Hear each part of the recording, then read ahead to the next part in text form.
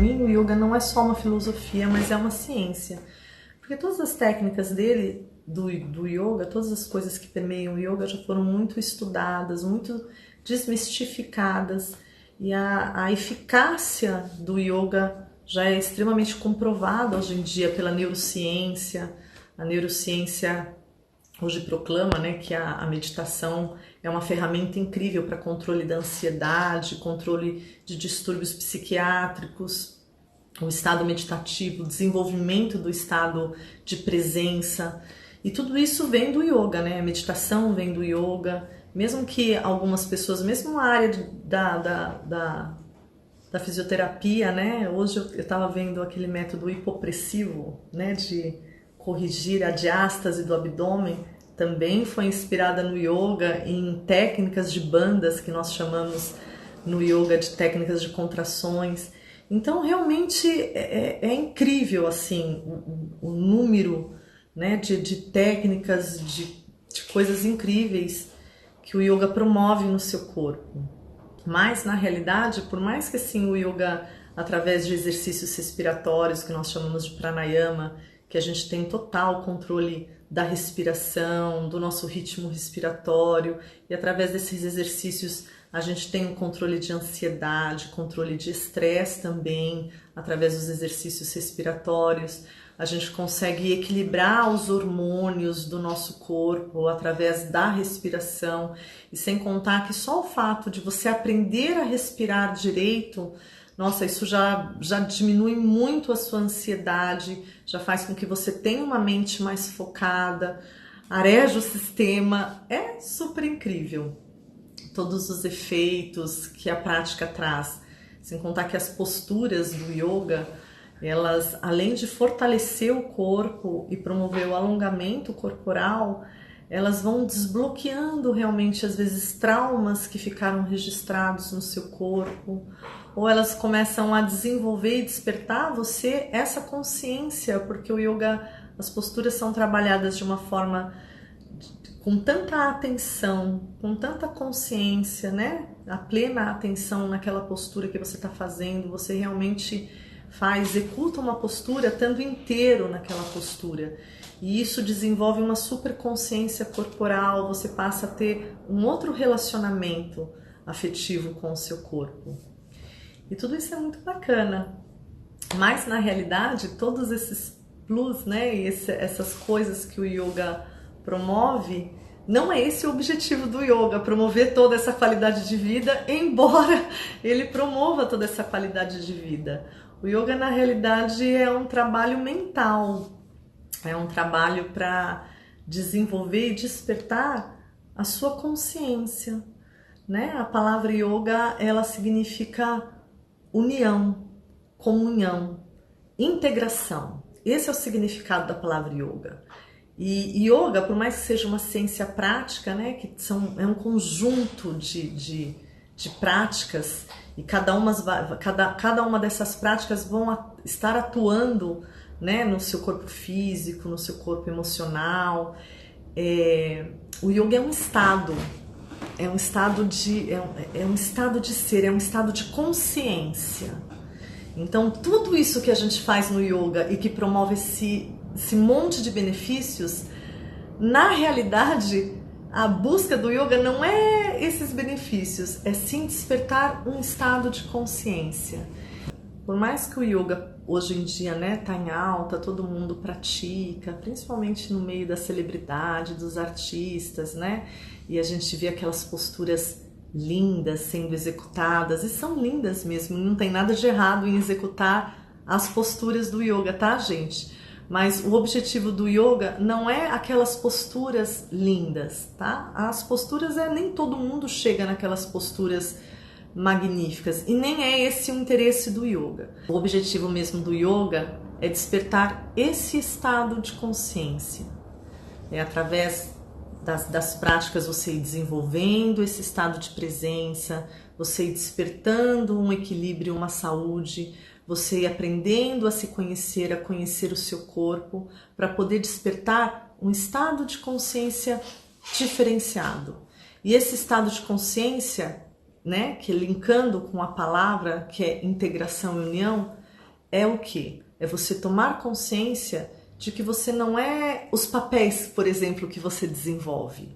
O yoga, ele é um trabalho que você vai aprofundar no seu autoconhecimento. É um trabalho onde você vai começar a olhar para dentro. As técnicas, elas vão te levar a olhar para dentro. E aí você vai descobrir que você não é os papéis que você desenvolve.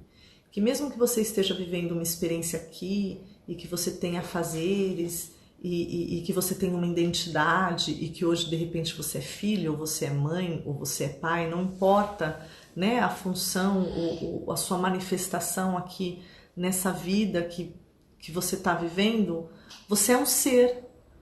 Antes de desempenhar esses papéis, você é um ser, né? Você é espírito.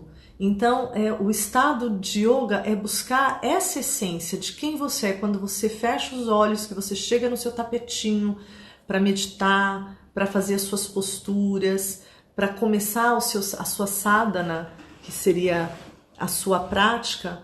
O seu objetivo, a sua intenção enquanto pratica yoga é mergulhar nesse autoconhecimento, aceitando tudo que está aí dentro do seu universo emocional, dentro do seu universo psicológico. Primeiro você vai aceitar e vai aprender a se olhar. A prática em si, ela vai estar, deixa eu ver, qual é a diferença do yoga com a atividade física? Muito bom essa pergunta, Ivana. A diferença do yoga para atividade física é que a atividade física, muitas vezes você vai para academia ou você está fazendo uma outra atividade física e você está treinando pensando no que você tem que cozinhar, no que você tem que fazer, no que você tem que comprar, no seu trabalho. Você pensa em N coisas enquanto você está fazendo atividade física e você está focado em ficar bonita, gostosa, entendeu? Que não é o objetivo do yoga, literalmente, gente. O objetivo do yoga não é transformar você numa pessoa dentro de um padrão que a sociedade exige, tá? Não é esse o objetivo do yoga. A diferença da atividade física comum é que essa é a intenção da atividade física comum. Não estou falando, não é só estética, né? Promover saúde, bem-estar, você ficar uma pessoa forte. O yoga, ele vai promover todas essas coisas, ele vai, claro, moldar o seu corpo, trabalhar o seu corpo, mas não é esse o objetivo quando a gente faz uma postura.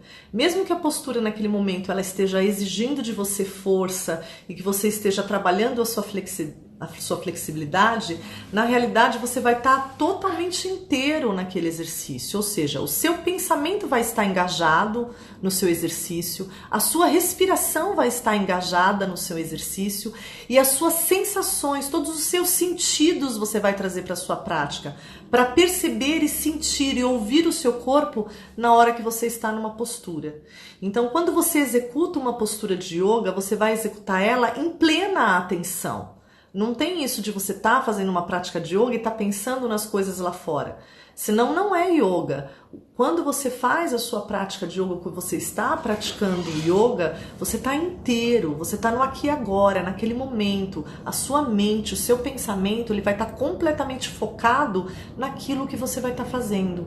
Principalmente na sua respiração. A respiração é a condução, é o que vai ajudar a sua mente a se acalmar, é o que vai ajudar você a desenvolver essa mente focada, essa mente que tem a habilidade de estar presente, de estar em foco, de estar conectada. A palavra yoga, união, conexão, de você estar conectado com você, não só com o seu corpo, primeiro com o seu corpo, depois você vai estar conectado com as suas emoções, tentando entender direito as suas emoções, e depois num segundo estágio você vai estar conectado com o seu espírito. Qual a relação das posturas com o processo? Com o processo de consciência. Total, porque o que acontece? O processo de consciência de você, primeiro, para você desenvolver uma mente focada e começar a trabalhar a sua mente, é a mesma coisa. Uma coisa que assim, às vezes eu fico, né? Por que as pessoas acham que a mente não é que nem você fazer uma atividade física? Se você quer ter músculo, você não vai ter que ir treinar todos os dias e carregar peso e fazer um exercício repetitivo para poder ter músculo? A mente é a mesma coisa. Para você ter uma mente focada, disciplinada, desenvolver discernimento, desenvolver domínio próprio na sua mente, escolher o que você vai pensar, você tem que treinar essa mente todos os dias.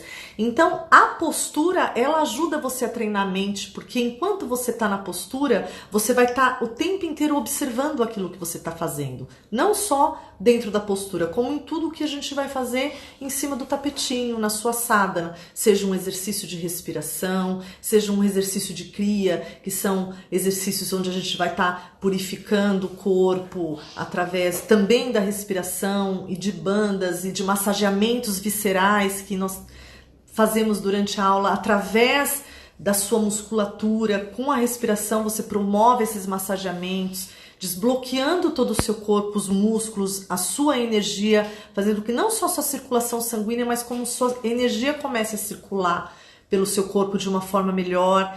Então o que acontece? Tudo isso você vai fazer com a mente engajada no que você está fazendo, né? Por isso que você vai ter um professor ou uma pessoa te conduzindo na prática, para que você fique o tempo inteiro da sua prática com a mente engajada naquilo que você está fazendo. Ela não vai ficar viajando no passado, nem vai ficar viajando nos seus compromissos futuros.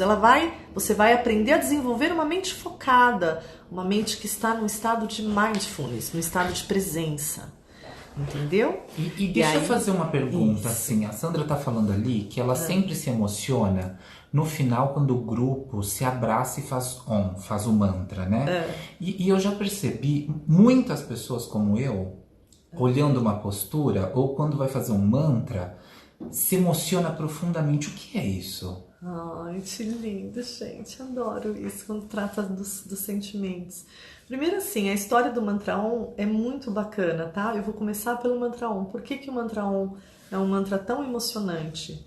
Os monges antigos budistas, né? A tradição da sílaba Om, existe uma história, né? Uma lenda. E eu não sei se é lenda, eu acredito que provavelmente não, né? Com certeza é verdade, que o Om é o som do universo. É como se no momento que Deus estivesse criando o universo, essa criação, essa explosão, ela tinha um som. E esse é o primeiro som. Diz que o Om é o primeiro som, né? Então, por isso que eu acho que ele é tão emocionante. E por isso que quando a gente entoa o mantra Om, a gente sente a vibração, né? É uma vogal, é uma sílaba que ela vibra. E essa vibração, você entra em conexão exatamente com isso. Esses dias eu vi um post da NASA gravando o som do universo. E é muito similar ao som do mantra Om. E é muito legal, porque o que é interessante não é só uma história mística, tá? Tipo, o Om é o som do universo, é o primeiro som, né? As tradições Vedanta, as tradições indianas, elas acreditam que o Om é o primeiro som que apareceu no universo, é o primeiro som que chegou até a nós, né? No momento da criação. O Om já foi estudado em universidades de fisiologia, em institutos na Índia, o Instituto de Carvalhadama, porque eu gosto muito do yoga científico.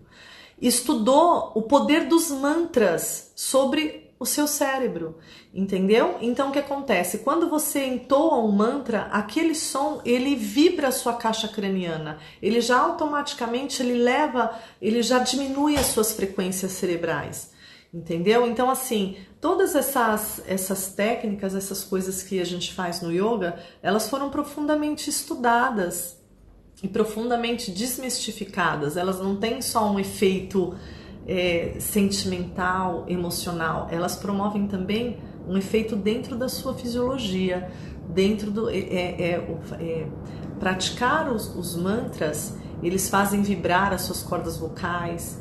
Eu vou dar só uma comparação para vocês entenderem o poder do som. Vocês já viram algum tenor, aqueles cantores de ópera que pegam uma taça de cristal e eles ficam berrando até que a taça de cristal ela exploda? Para você ver o poder que tem a vibração de um som. Ele é capaz de quebrar um vidro, de estourar uma taça de cristal. Então imagine o poder que tem a vibração dentro do seu corpo, né? Quando você emite um som com plena consciência, um som que ele é similar ao som que está acontecendo lá no universo, fora daqui, né? Então, imagina só, você está se conectando com todo esse poder de Deus, com todo esse poder da criação, quando você entoa, por exemplo, um mantra Om, que é um mantra tão poderoso, que tem essa simbologia, esse significado de conexão com o primeiro som do Criador, né? Isso eu acho incrível. Como foram criadas e o que significa as posturas, qual a relação delas comigo mesmo apenas? Peraí, deixa eu entender a sua pergunta, Ivana. Como foram criadas, o que significa as posturas, qual a relação delas comigo mesma apenas? Então, tem várias posturas. Geralmente... você é linda. Obrigado. São seus olhos. Então, como foram criadas as posturas? O yoga é algo muito antigo, entendeu? Na realidade, a gente tem um documento... A gente tem o yoga... A gente, quando vai falar em yoga, a gente vai para os Vedas e para os Upanishads, que são manuscritos, são escritos extremamente antigos, tá? Então, assim, teve um mestre chamado Patanjali, uma figura indiana que viveu mais ou menos por volta de uns...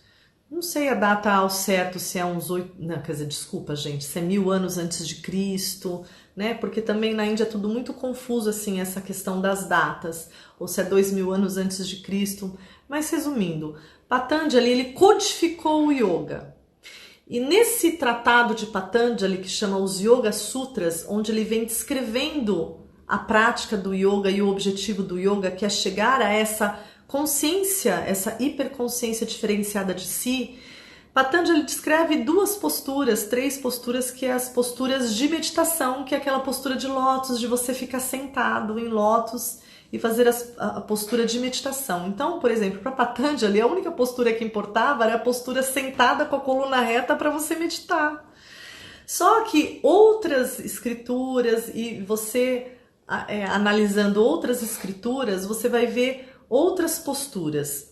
E a ideia das posturas era deixar o corpo forte, praticar as posturas de yoga. O único objetivo de se praticar as posturas de yoga há milênios atrás era deixar o seu corpo forte, tirar todos os bloqueios do seu corpo. Para quê? Para que você pudesse sustentar 10 horas em meditação, por exemplo. 10 horas sentadinho, sem que o corpo dormisse ou sem que o corpo se sentisse fraco sentado com a coluna reta. Então, o objetivo de se praticar as posturas do yoga no começo era exatamente isso. Era simplesmente fortalecer o seu corpo, para que você pudesse sustentar uma prática meditativa. E depois, é claro, muitas posturas elas eram inspiradas nos movimentos dos animais, na observação da natureza, né? O homem, o yogi, como é que... Eu vou achar a palavra para falar para vocês, né? O praticante, o discípulo do yoga... muitas posturas são inspiradas no movimento dos animais, na observação da natureza. Algumas posturas, como o Surya Namaskar, é uma reverência ao sol, que é o astro rei, que é dele que vem a luz, é o sol que aquece a terra. Sem o sol, as plantas não nascem, não tem comida, a gente não vive. Então, se criou uma sequência em agradecimento mesmo, né, ao Criador ter criado, né, um universo tão incrível, onde todas as coisas elas fluem numa sincronicidade incrível. Por isso que o Surya Namaskar ele é tão sincronizado, né? É esse o objetivo de tentar se conectar com essa sincronicidade incrível que tem no universo, né? Você vê, o Sol ele tem o horário de nascer, o horário de morrer, e ele fica... Tudo no universo tem um movimento, flui. Então é essa observação que trouxe a prática, observar a criação, né? O que é o yogin? Um yogini é um praticante, é quem pratica yoga, é quem se dedica à filosofia. A Bárbara estava te ajudando ali, então. Yogin? Yogini, é uma yogini. Tem um yogi e uma yogini. A yogini seria uma mulher praticante, um sadhaka, um discípulo, né? Um praticante. Sadhaka, o discípulo, o yogini é o yogi, aquele que decidiu levar a vida pautada nessa filosofia, né? Ou o yogi masculino ou a yogini feminina. E a Sandra tá ali falando, nossa, que lindo e maravilhoso todo esse conteúdo, deveria ser ensinado nas escolas. Ai, eu também acho. Agora tem, então, a gente está evoluindo, Sandra. Olha que maravilhoso. Hoje a gente tem o yoga com histórias, o yoga para criança. O yoga hoje, principalmente aqui em São Paulo, eu tenho 2 amigas que são professoras de yoga para criança que já estão implantando nas escolas o yoga para criança. O que é bárbaro. Uma coisa que eu achei, uma matéria que eu vi que eu achei super interessante, só que não é aqui no Brasil, nos Estados Unidos, que os professores, em vez de castigarem as crianças que estavam fazendo malcriação, colocavam elas para meditar, ensinavam elas a meditar e colocavam elas para fazer meditação e para desenvolver a compaixão, a empatia. E as crianças, é muito mais fácil das crianças entenderem o yoga, porque eu acho que as crianças elas estão mais conectadas com a natureza ainda, elas não estão tão absorvidas, né? Por essa nossa realidade aqui. Olha, tem uma pergunta aqui que é tão interessante, mas vai ser a última pergunta da Áurea. E essa é uma pergunta que eu acho que vai deixar, assim, até um pouquinho de espaço para uma próxima live. Sim. Ela tá aqui perguntando a Si Camargo: Áurea, por que existem tantas polêmicas na prática de yoga entre cristãos e evangélicos? Então, existe. Primeiro, nós tivemos no Brasil um professor de yoga que chamava professor Hermógenes, que foi um professor, um mestre, não é professor, gente, Hermógenes era um mestre incrível. E ele era católico, ele era cristão, ele era maravilhoso. E a gente tem o Padre Haroldo também, só com o yoga cristão. Na realidade, a dificuldade é dos evangélicos, né, de aceitar ou de entender, ou eles têm muita preocupação em relação ao yoga. Por quê? Porque o yoga ele aconteceu na Índia, né? E a Índia ela é um outro universo, a espiritualidade indiana, a religião indiana. Só que assim, como o yoga nasceu na Índia, querendo ou não, ele acaba assim, o yoga é uma ciência técnica, uma filosofia, uma ciência. Mas como ele trabalha a espiritualidade, mas ele não é uma religião. Ele trabalha a espiritualidade no sentido de você entender que você é a mais do que essa matéria aqui, que a sua vida ela vai além daquilo que você está experimentando aqui, que você é um espírito, que vem de Deus. Ou tem escolas indianas de yoga que nem acreditam em Deus, não acreditam em nada, escolas completamente ateístas, que elas acreditam apenas que você é um espírito, que você volta para o universo. Então, primeiro, o yoga não é uma religião, mas como ele nasceu na Índia, ele vem com toda essa roupagem, ele vem dentro dessa filosofia e, querendo ou não, ele acaba tratando da espiritualidade através da religião indiana. Mas isso não significa que, por exemplo, como o Padre Haroldo e como muitos outros praticantes, você não possa pegar todo esse conjunto de práticas, de técnicas, essa ciência incrível e praticar o yoga desenvolvendo a espiritualidade que você tem. Se você é cristã, que nem no caso eu sou cristã, e eu trabalho com yoga há anos e eu pratico yoga com o objetivo de desenvolver o meu relacionamento com Deus, mas o Deus que eu acredito de uma forma cristã. Eu trabalho yoga para desenvolver o meu relacionamento com Cristo, né? Só que assim, o que a gente tem que ter é respeito, porque querendo ou não, ele veio lá da Índia, então é respeitar da onde ele veio. Deixa eu ver, por que existe tanta polêmica na prática do yoga entre cristãos? Então é essa a pergunta. E aí eu prometo para vocês que eu vou estar fazendo uma live falando sobre meditação. Por que os cristãos evangélicos têm tanto medo da meditação budista, né? Que de aquela coisa eu já ouvi tantos pastores falando assim: cabeça vazia, oficina do cão, você vai ficar lá com a cabeça vazia e vai entrar um demônio na sua mente. E eu prometo para vocês que a gente vai fazer uma live só falando sobre isso, porque eu respeito, né? Quer dizer, não sei se eu respeito muito quem pense assim, Mas isso é um equívoco, tá, gente? É um engano. Primeiro que não existe isso da mente ficar vazia. Vai estudar neurociência, tá? A sua mente pensa o tempo inteiro. Você conseguir ficar uma fração de segundo com ela sem pensar é muito, muito difícil, entendeu? E nessa fração de segundo não se preocupa que não vai entrar nenhum tipo de manifestação demoníaca na sua mente. Muito pelo contrário, se você ficar em silêncio, esse silêncio na sua mente, você diminuir um pouquinho, né, os seus pensamentos e ficar em silêncio, o que você vai encontrar dentro de você é Deus. O que você vai encontrar dentro de você é a sua própria luz, é a sua própria identidade, tá? Porque dois corpos não habitam o mesmo espaço. Então, o que você vai encontrar dentro de você, na sua mente quieta, é você mesmo. Ou se você acredita que Deus habita dentro de você, se você é cristão e acredita que Jesus habita dentro de você, você vai falar com ele aí dentro, não lá fora. E melhor, você não vai precisar de ninguém para falar com ele, para vir falar com você. Você mesmo vai falar com ele. Você vai ouvir a voz dele. E lembre, yoga não é religião. Yoga não tem nada a ver com religião. O que acontece é que como ele desenvolve, desperta uma espiritualidade, desperta esse desejo de você se autoconhecer. E é óbvio que a hora que você começar a se autoconhecer, você vai ver que você é um ser espiritual. Você vai querer viver a sua espiritualidade dentro de uma religião. E como ele nasceu lá na Índia, o praticante de yoga acabava se desenvolvendo dentro da religião hinduísta, mas isso não significa que você não possa vivenciar o yoga dentro daquilo que você acredita, tá? E principalmente o mais importante é cultive o amor, ame a Deus acima de todas as coisas, ame o próximo como você ama a si mesmo e principalmente desenvolva o seu amor próprio.